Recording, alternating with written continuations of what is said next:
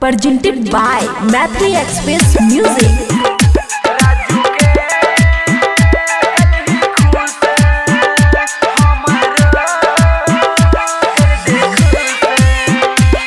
खुशी recording studio बलुआहा।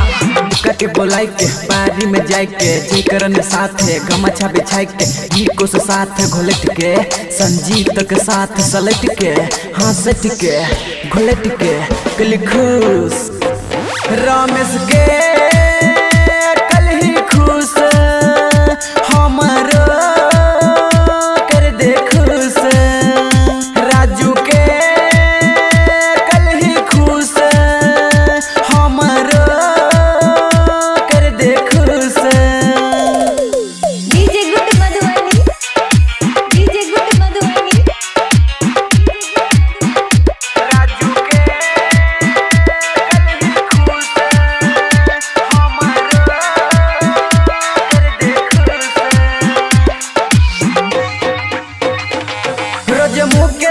छौरी chatting खाली उमर जीत के करे छी वेटिंग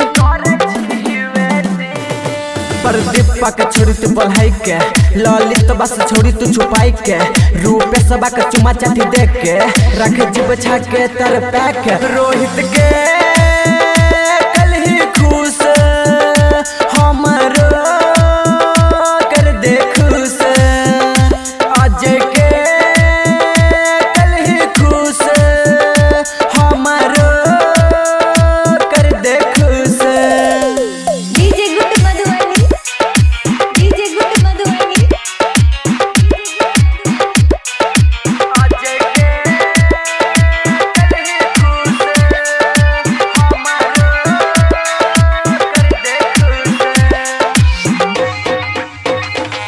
रोशन के छौरी इच्छा तू बुराई के